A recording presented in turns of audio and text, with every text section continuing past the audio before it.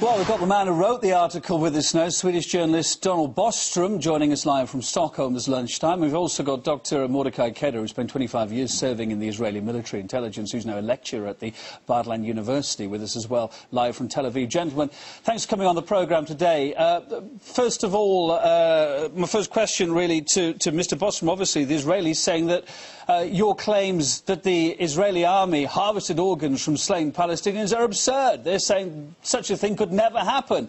I'm asking you what hard evidence you've got. It's not up to me to have any evidence. I'm not convinced even that it happens. And the interesting thing is that no one, not even the Palestinian families, told me that the army took the organs from the sons.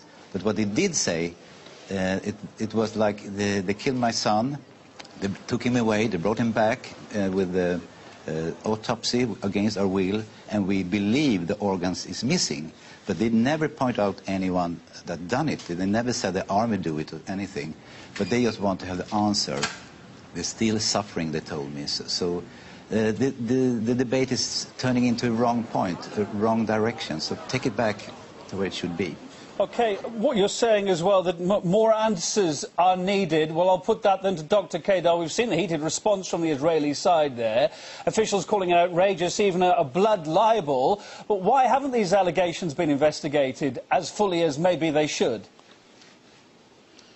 I think that Mr. Bostrom here fell into a very deep trap which the Palestinians put in front of him. He has no way to check this story. He has no way to make sure that this really happened. And they are compulsive liars, those Palestinians. We know this for many years already. It happened with Muhammad al-Durra. It happened with the Ralian family on the seashore. They are concocting many stories against us, and they manipulate the Western media and naive journalists like Mr. Bostrom, who fell once and again into the traps which the Palestinians are putting in front of them, not to mention the places where Palestinians are intimidating journalists in order to manipulate the reports about the Palestinians in order to draw attention and sympathy from the world. Mr. Bostrom here betrayed the profession of journalism, and I am sorry to say this, but this is what we feel here, that Sweden, maybe as a state, but especially Mr. Bostrom and the Afton-blooded, betrayed the profession of journalism. This is not the way how journalism, real journalism, correct journalism should be done. Okay, and this Dr. is Kedar, why would make us aggravated. I'd like a response now, if I could, from Mr. Bostrom. I'm sure you've got something to say back to that. Basically, the allegation is you've been caught in a trap. You've got your facts wrong. Yeah, the first shocking thing is that you don't take the Palestinian family seriously. You call them a liar. I talked to dozens of families, and they told me the same story. So you mean that they have a conspiracy in order to fool the journalists? I don't think so. And the fact is, you kill these young men without taking them to court. We call it murder. It's still a fact. You brought them away, made an autopsy against the mother's will, and you brought them back in the middle of the night. So whatever happens, so that you have been conducting a lot of violation to international law with these men. If they've been stolen by the organs, I don't know. This is not correct. This is what they told you. You have no way. Do you speak Arabic? Can you check them? Can you go after and to check their story? You were misled probably, like many other journalists, Western journalists, who are manipulated by the Palestinians time and again. Do you mean the men were never killed? Do you mean the men were never could be that he died from autopsy? No, there is a possibility that he died from a car accident or from something else. They just opened his chest, they stitched it again, and you believe that the Israelis took him and brought him back like this. And you have no way to check it. And this is the problem, that you betray the profession. Yes.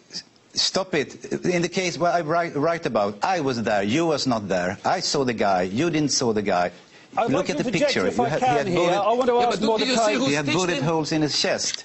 Dr. So Kedar, what did you do to him? Did you see who stitched him? Dr. Kedar, I want to ask you, let's look at this another way. I want to bring in another example of a story where the initial accounts of what happened changed. I'm talking about the use of white phosphorus during the recent war in Gaza. Initially, Israel said that didn't happen. That story changed. Are you absolutely sure that you've got your facts right, sir, here as well? There are cases like this, and Israel admitted, and the Israel report about the war was much more than clear about these events, and Israel does not deny it. What I'm saying is that the Hollywood, what we call the film industry of the Palestinians, look, they sometimes take stretchers with dead people on them, and after the camera goes away, the dead people jump from the stretcher, and they start walking and running away. So this is what the Hollywood issue is being for years, and Western media is again and again falling into this trap.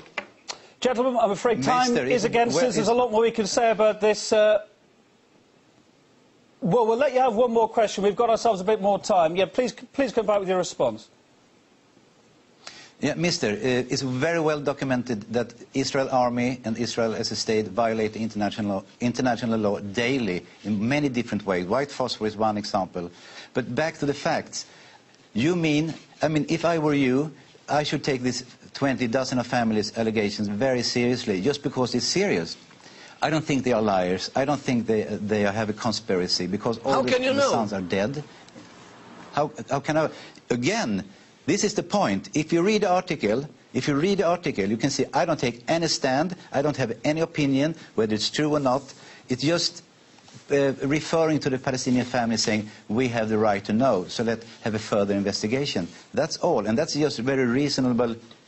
Okay, well, gentlemen, thank you. I'm afraid I have to stop you there. We've had plenty of time on this. I'm afraid I know we could speak some more, but we're out of time for now. That's Swedish journalist Donald Bostrom, live from Stockholm. Also, Dr. Mordachai Kedar, an Israeli army veteran, joining us live from Tel Aviv. Gentlemen, thank you for being on the programme today. It's appreciated.